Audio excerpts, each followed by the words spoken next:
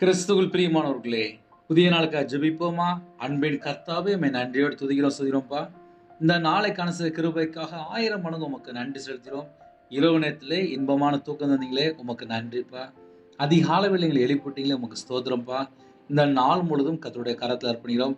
எங்களுடைய ஆவி, ஆத்துமா, சரீரம், சிந்தனை, நினைவு எல்லாவற்றையும் இயேசு கிறிஸ்து இரத்தத்தினாலே, இயேசு நாமத்தினாலே வேலை அடைபடட்டும்.